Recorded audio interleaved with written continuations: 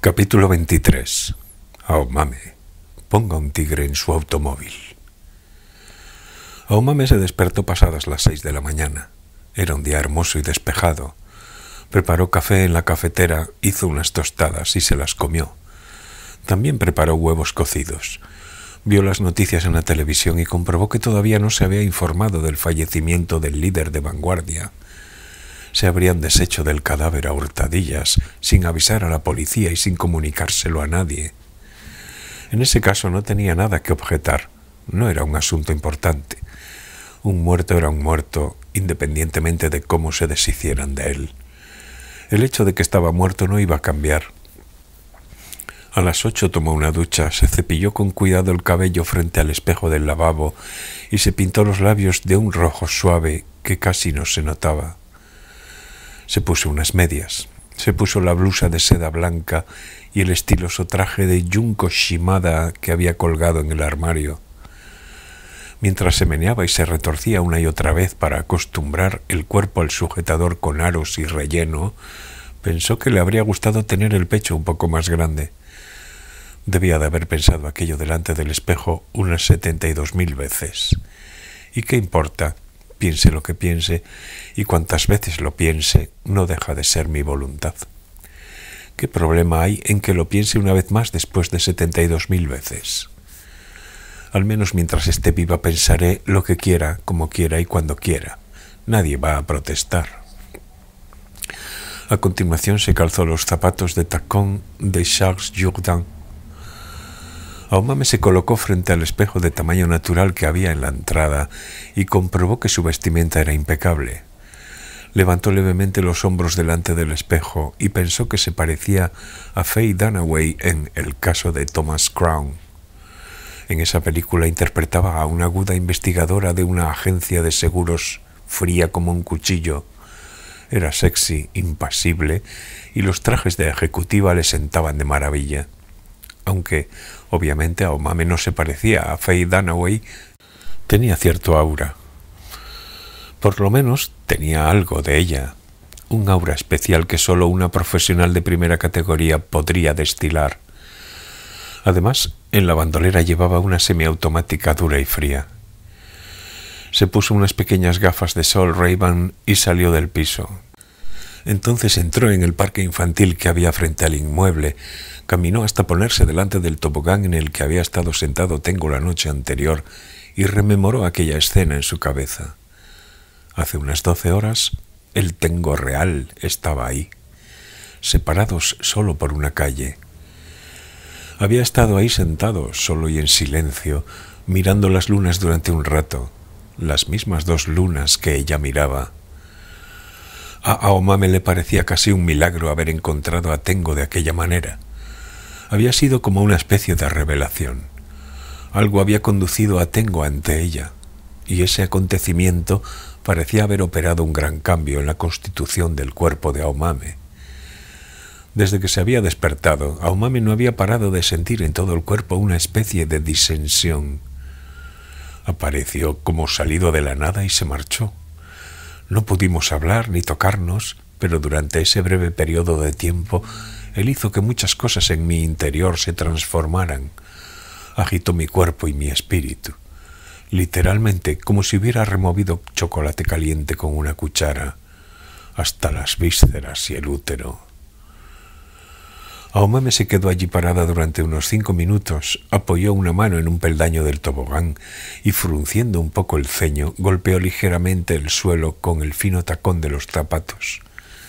Se dejó invadir por la agitación de su cuerpo y de su espíritu y saboreó aquella sensación. Luego abandonó con determinación el parque infantil, salió a una gran avenida y cogió un taxi. Primero dirígete a Yoga y luego continúa por la ruta 3 de la autopista metropolitana hasta la salida de Ikejiri, le dijo Aomame al taxista. El taxista se sintió desconcertado, naturalmente. «¿Y cuál es el destino final, señora?», dijo en un tono de voz más bien flemático. «Por ahora, la salida de Ikejiri». «Bueno, entonces se llega mucho antes y vamos directamente a Ikejiri. Si fuéramos hasta Yoga daríamos un rodeo enorme y, además, a estas horas de la mañana la ruta 3 en dirección a Tokio está muy congestionada. Apenas se avanza. Puedo asegurárselo como que hoy es miércoles. Me da igual si hay atasco. Me da igual sea jueves, viernes o el día del cumpleaños del emperador. De momento haz el favor de coger la metropolitana en Yoga, porque si es por tiempo, tengo de sobra. El taxista tendría entre 30 y 35 años. Era delgado, de tez blanca y rostro aguileño. Parecía un prudente animal herbívoro. El mentón se le proyectaba hacia adelante, como las estatuas de piedra de la isla de Pascua. Por el espejo retrovisor miraba a Aomame a la cara. Intentaba captar en su semblante si a su clienta le faltaba un tornillo o si era una persona normal y corriente metida en algún lío. Pero eso no podía saberse así como así, sobre todo observando el reflejo de una figura en un pequeño espejo. Aomame cogió la cartera de la bandolera y sacó un novísimo billete de 10.000 yenes que parecía recién impreso delante de las narices del conductor. «Quédate con el cambio, no necesito recibo», dijo concisamente Aomame. «Quiero que hagas lo que te he dicho sin meterte en donde no te llaman. Primero ve a Yoga y allí coge la autopista metropolitana hasta Ikejiri. Supongo que el dinero será suficiente aunque haya atasco». «Ser suficiente, claro que lo es», dijo el taxista todavía con suspicacia. «Pero, ¿tiene usted algo que hacer en la metropolitana?» Aomame sacudió el billete como si fuera una bandolera. «Si no quieres ir, yo me bajo y cojo otro taxi, así que decídete de una vez si me llevas o no». El taxista frunció el ceño unos 10 segundos observando los 10.000 yenes. Luego se decidió y alcanzó el billete. Después de comprobar a la luz que era auténtico, lo metió en la bolsa de recaudación. «De acuerdo, vamos a la ruta 3 de la autopista metropolitana, pero le aseguro que va a haber un atasco horroroso. Y entre Yoga e Ikejiri no hay más salidas. Tampoco hay aseos públicos, así que si quiere ir al baño, vaya ahora». «No te preocupes, llévame ahora mismo, por favor». El taxista atravesó las intrincadas calles de la zona residencial y se metió en la circunvalación número 8. Siguiendo la atestada carretera se dirigió hacia Yoga. Entretanto no intercambiaron una sola palabra. El taxista escuchaba el noticiario de la radio. Aomame iba inmersa en sus pensamientos. Cuando llegaron a la entrada de la metropolitana, Aomame le pidió que bajara el volumen. «Perdone que me meta en donde no me llaman, señora, pero ¿tiene usted algún trabajo especial?» «Investigadora en una agencia de seguros», dijo Aomame sin titubear. «Investigadora en una agencia de seguros». El conductor repitió con cuidado aquellas palabras, como cuando se prueba una comida que nunca antes se ha comido. «Demuestro casos de fraude con sumas aseguradas», le explicó Aomame. «Vaya», dijo el taxista sorprendido, «esa estafa o lo que sea tiene algo que ver con la ruta 3 de la autopista metropolitana, ¿no?» «Eso es. Como en esa película». «¿Qué película?» «Una película muy vieja en la que sale Steve McQueen. ¿Cómo era? Me he olvidado del título». «El caso de Thomas Crown», dijo Aomame. «Esa. Faye Dunaway hace de investigadora de una agencia aseguradora. Es una especialista en seguros contra robos. Y McQueen es un millonario que delinque por afición. Una película entretenida. La vi cuando estaba en el instituto. Me gustaba la banda sonora. Tenía clase». «Michel Legrand». El taxista tatareó los 4 primeros compases. Luego miró por el espejo retrovisor y volvió a inspeccionar detenidamente el rostro de Aomame. «Ahora que lo pienso, tiene usted un aire a Faye Dunaway en aquella época». «Muchas gracias», dijo Aomame, y tuvo que esforzarse para ocultar la sonrisa que afloró a sus labios. Como había predicho el taxista, en la ruta 3 de la autopista metropolitana en dirección a Tokio había un atasco increíble. La congestión empezaba ya apenas 100 metros después de entrar. Era algo alucinante, digno de aparecer en un muestrario de atascos. Pero eso era precisamente lo que Aomame deseaba. La misma ropa, la misma carretera, el mismo atasco.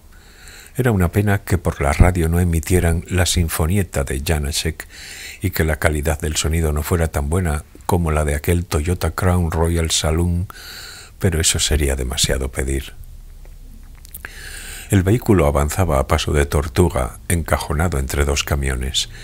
Se detuvo en un punto durante bastante tiempo y luego, de pronto, avanzó otro poco. En el carril contiguo, el joven conductor de un camión de congelados estaba enfrascado en la lectura de un cómic mientras permanecía parado. En un Toyota Corona Mark II de color crema viajaba un matrimonio de mediana edad. Ambos miraban hacia adelante con cara seria, sin decir una sola palabra. Quizá no se habían hablado en todo el trayecto, o quizás estaban así porque habían hablado de algo. Aumame se recostó sobre el asiento y se sumergió en sus pensamientos, mientras el taxista escuchaba el programa de la radio. Tras llegar a duras penas a una señal que decía Komozawa, siguieron hacia Sanjay-Jaya arrastrándose como un caracol. De vez en cuando, Aumame alzaba la cara y contemplaba el paisaje por la ventanilla. Va a ser la última vez que vea esta ciudad. Me voy lejos de aquí. Pero que pensara eso no quería decir que sintiera cariño alguno por la ciudad de Tokio. Los edificios que bordeaban la autopista eran espantosos y estaban negros por el efecto de los gases de escape de los vehículos. Además, por todas partes había llamativos paneles publicitarios. Aquel paisaje la deprimía. ¿Por qué tenía que construir la gente lugares tan opresivos? Tampoco se trataba de que hasta el último rincón del mundo fuera hermoso, pero ¿acaso no sería mejor que las cosas no tuvieran que llegar a ser tan feas? De pronto, por fin tuvo a la vista aquel sitio familiar. Era el lugar en el que se había bajado del taxi la vez anterior. El enigmático taxista de mediana edad le había explicado que allí había unas escaleras de emergencia. Más adelante se veía un gran panel publicitario de la petrolera Esso. El tigre sonreía de oreja a oreja con la manguera de un surtidor de gasolina en la mano. El mismo panel de aquel día. Ponga un tigre en su automóvil. De repente Aomame se dio cuenta de que tenía la garganta reseca. Tosió y metió la mano en el bolso bandolera para sacar unos caramelos para la tos con sabor a limón. Se llevó uno a la boca y volvió a guardar la caja en el bolso. De paso, agarró con fuerza la empuñadura de la Heckler & Koch que estaba dentro del bolso. Confirmó su dureza, su peso. Sí, está bien, pensó Aomame. Luego el coche volvió a avanzar un poco. «Pásate al carril de la izquierda», le dijo Aomame al taxista. «Pero por el de la derecha el tráfico es más fluido», objetó el taxista pacíficamente. «Además, la salida para Ikejiri está a la derecha, así que pasarnos a la izquierda sería complicar las cosas». Aomame no admitió las objeciones. «Da igual, tú métete a la izquierda». «Como usted diga», el taxista se dio por vencido. Sacó la mano por la ventanilla e hizo señales al camión de congelados que había detrás. Tras cerciorarse de que el camionero lo había visto, metió el morro del coche y se cambió al carril de la izquierda. A continuación avanzaron unos 50 metros y todos los vehículos se detuvieron. «Voy a bajarme aquí. Abre la puerta». «¿Bajarse?», preguntó el taxista estupefacto. «¿Se va a bajar aquí?» «Claro, me bajo aquí. Es aquí donde tengo ese asunto pendiente». «Pero señora, estamos en medio de la autopista. Es peligroso y bajándose no tiene ningún sitio a donde ir. Ahí al lado hay unas escaleras de emergencia, así que no te preocupes». «¿Unas escaleras de emergencia?» El taxista sacudió la cabeza. «No sé si las hay o no, pero si en la empresa se enteran de que he dejado bajar a un cliente en este sitio, se me van a echar encima. Hasta me llamarán la atención los de la empresa que gestiona la autopista metropolitana. Por favor, no me haga esto». «Mira, tengo algo pendiente y debo bajarme aquí». Aomame sacó otro billete de 10.000 de la cartera y se lo ofreció al taxista sujetándolo con la punta de los dedos. «Siento tener que pedírtelo, pero aquí te doy esto por las molestias, así que no digas nada y déjame bajar, por favor». El conductor no aceptó el billete. Resignado, tiró de la palanca que tenía a mano y la puerta automática del asiento trasero izquierdo se abrió. «En Japón los taxis tienen puertas automáticas», nota del traductor. «No necesito ese dinero. Basta con lo que me ha dado al principio, pero haga el favor de andar con cuidado. En la metropolitana no hay arcenes y caminar por este sitio en medio de un atasco es muy peligroso. Gracias, dijo Aomame. Después de apearse, dio unos golpecitos en la ventanilla del acompañante y la luna se bajó.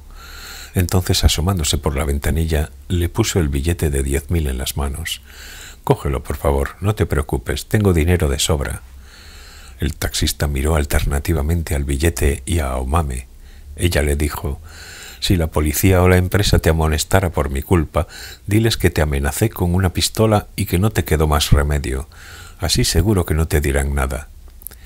El taxista parecía no entenderla. ¿Que le sobraba el dinero? ¿Amenazarlo con una pistola? Con todo aceptó el billete. Debía de tener miedo de que le hiciera alguna barbaridad si lo rechazaba.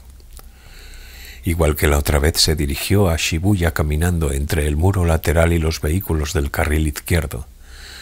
Habría unos 50 metros de distancia. La gente la observaba incrédula desde los coches, pero ella caminaba majestuosamente sin importarle lo más mínimo, dando pasos grandes y con la espalda recta, como una modelo en una pasarela de París.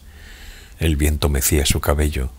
Un coche grande que pasó a toda velocidad por el carril contrario sacudió el pavimento de tal manera que parecía que lo hubiera inflamado. El panel de Esso fue aumentando de tamaño y poco después Aomame llegó al espacio de estacionamiento para emergencias. El paisaje que la rodeaba no había cambiado desde la última vez. Allí estaba la verja metálica y a su lado la cabina amarilla con el teléfono de emergencia.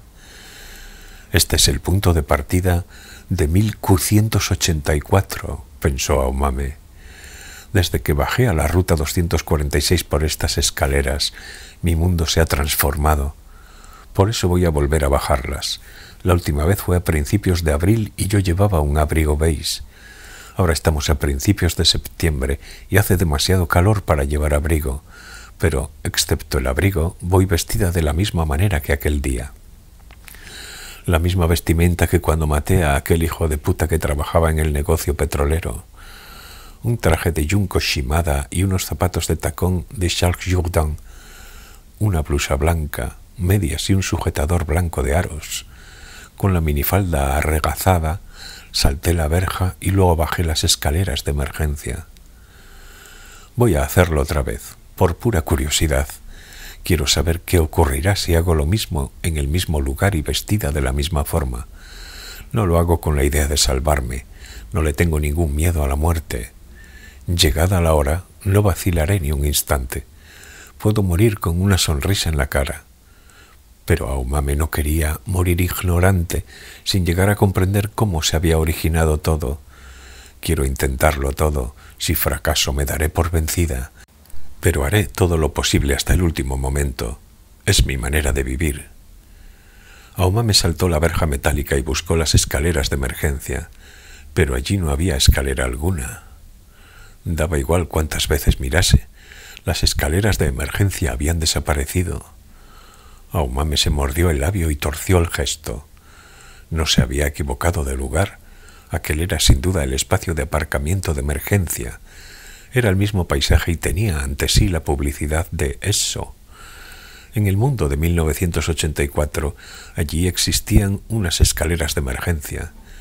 Aomame las había encontrado fácilmente, tal y como el extraño taxista le había indicado. Había saltado la verja y había podido descender las escaleras. Pero en el mundo de 1584, esas escaleras no existían. La salida estaba bloqueada. Después de relajar de nuevo las facciones de su rostro desfigurado, Aomame miró atentamente a su alrededor y luego volvió a alzar la vista hacia el panel publicitario de Esso. El tigre le devolvió la mirada con la manguera en la mano y la cola enroscada hacia arriba mientras sonreía contento, como si tuviera una suerte inmensa y no pudiera ser más feliz. Natural, pensó Aomame. Sí, lo sabía desde el principio. En la suite del Hotel Okura, el líder se lo había dicho claramente antes de morir a manos de ella. La puerta para entrar en este mundo solo se abre en una dirección. Y sin embargo, Aomame había tenido que comprobarlo con sus propios ojos. Así era su naturaleza, y lo comprobó. Fin. La demostración había terminado. Quod erat demonstrandum. Aomame se apoyó contra la verja y miró al cielo. Hacía un tiempo estupendo. Sobre un fondo azul flotaban unas cuantas nubes largas y delgadas. La visibilidad del cielo permite ver hasta muy lejos. No parece el cielo de la metrópoli. La luna, sin embargo, no se ve por ninguna parte. ¿Dónde se habrá metido? Bah, la luna es la luna. Yo soy yo. Tenemos nuestras respectivas vidas y planes. Faye Dunaway probablemente habría sacado un cigarro fino y se lo habría encendido con un mechero, entornando con elegancia los ojos. Pero Aomame no fumaba, ni tenía cigarros su mechero. Dentro de la bandolera solo llevaba los caramelos de limón para la tos. Eso, más la semiautomática de 9 milímetros hecha de acero y el picahielos de fabricación especial que había clavado en la nuca de unos cuantos hombres. Ambos más letales, seguramente, que el tabaco. Miró la fila de vehículos que se extendía en pleno atasco. Desde el interior de los vehículos la gente la observaba con curiosidad. Era natural. No todos los días se veía a una ciudadana caminando por la autopista metropolitana, sobre todo a una mujer joven, y encima vestida con minifalda y zapatos de tacón fino, unas gafas de sol verdes y una sonrisa en los labios. A quien no mirase tenía que pasarle algo. La mayoría de los vehículos parados sobre el asfalto eran camiones de mercancías. Muchos de los productos eran transportados de distintos lugares a Tokio. Seguramente los camioneros habían conducido toda la noche y en ese momento estaban atrapados en medio del inevitable atasco matinal. Estaban asqueados, hartos y aburridos. Querían darse un baño, afeitarse y echarse a dormir. Era todo lo que deseaban. Simplemente miraban atónitos a Aomame como si mirasen a una criatura singular nunca antes vista. Estaban demasiado cansados como para relacionarse de manera dinámica con lo que fuera. En medio de aquellos camiones de mercancías había un Mercedes-Benz Coupé de color plateado, como un antílope perdido en medio de una manada de toscos rinocerontes. Parecía un coche nuevo, recién estrenado, y su preciosa carrocería brillaba con el sol de la mañana que acababa de salir. El color de los tapacubos y de la carrocería hacían juego. La ventanilla del asiento del conductor estaba bajada y una mujer bien vestida de mediana edad la miraba fijamente. Unas gafas de Givenchy. También se veía en sus manos al volante. Un anillo resplandecía. A primera vista parecía amable y de algún modo parecía preocupada por Aomame. Se preguntaba qué hacía una mujer joven y arreglada sola en la autopista. ¿Qué pasaba? Llamó a Aomame. Si se lo pidiera, seguramente la llevaría a alguna parte. Aomame se quitó las Ray-Ban y las guardó en el bolsillo de la pechera. Entornando los ojos bajo la intensa luz matinal, se rascó un rato con los dedos las marcas que las gafas habían dejado a ambos lados de la nariz. Se pasó la punta de la lengua por sus labios resecos. Le supo un poco a barra de labios. Miró al cielo despejado y luego, por si acaso, miró al suelo. Abrió el bolso bandolera y sacó lentamente la Heckler & Koch. Dejando caer el bolso a sus pies, liberó las manos. Con la izquierda le quitó el seguro a la pistola, tiró de la corredera hacia atrás y envió una bala a la recámara con una serie de movimientos ágiles y precisos. Un gratificante ruido resonó a su alrededor. Agitó ligeramente la mano y verificó el peso de la pistola. A los 480 gramos de pistola se le añadía el peso de las 7 balas. Tranquila, las balas están cargadas. Notaba la diferencia de peso. Sus labios rectos todavía sonreían. La gente observaba los movimientos de Aomame. A nadie le sorprendió verla sacar una pistola de la bandolera. Por lo menos la sorpresa no se reflejaba en sus rostros. Quizá no creyeran que fuera una pistola de verdad. Pero lo es, pensó Aomame. A continuación, Aomame levantó la empuñadura de la pistola y se introdujo el cañón en la boca. Apuntaba directo al cerebro, al laberinto gris que alojaba a su mente. La oración le salió de forma automática, sin pensar. La recitó rápidamente con el cañón en la boca. Nadie entendería lo que decía, pero no importaba, bastaba con que la escuchara Dios. Cuando era pequeña apenas comprendía qué significaban, pero aquellas palabras calaban hondo en ella. Antes del almuerzo en el colegio tenía que rezar, sola, pero en voz alta. No le importaban las miradas curiosas y las burlas de la gente a su alrededor. Lo que importa es que Dios te está viendo. Nadie puede librarse de su mirada. El gran hermano te está viendo. Padre nuestro que estás en el cielo, santificado sea tu nombre, venga a nosotros tu reino, perdona nuestras ofensas y bendice nuestro humilde caminar. Amén. La bella mujer de mediana edad que agarraba el volante de su Mercedes-Benz nuevo todavía miraba fijamente a la cara a Omame. Parecía no comprender qué sentido tenía la pistola que ésta sujetaba en la mano, al igual que el resto de la gente. Si lo comprendiera, apartaría la mirada de mí, pensó Omame, porque como vea cómo vuelan y se esparcen por el aire mis sesos, no creo que sea capaz de almorzar ni de cenar hoy. Así que hágame caso y aparte la vista, le dijo calladamente a Omame a la señora. No me estoy cepillando los dientes. Tengo una semiautomática de fabricación alemana llamada Heckler & Koch metida en la boca. He terminado de rezar. Supongo que entenderá qué significa. Un consejo de mi parte, un valioso consejo. Aparte la vista, no mire, conduzca su Mercedes-Benz nuevo plateado y vuelva a casa sin más. Siga viviendo tranquilamente en esa bonita casa donde la esperan su marido y sus hijos. Esto no es algo que gente como usted deba ver. Es una fea pistola de verdad. Está cargada con 7 feas balas de 9 milímetros. Y como decía Anton Chekhov, cuando en una historia aparece una pistola, esta debe ser disparada. Ese es el sentido de la historia. Pero la mujer no apartó la mirada de ella. Omame se dio por vencida y sacudió ligeramente la cabeza. Lo siento, pero no puedo seguir esperando. Fin del juego. Que comience el show. Ponga un tigre en su automóvil. «Jo, jo», dijo el Little People burlón.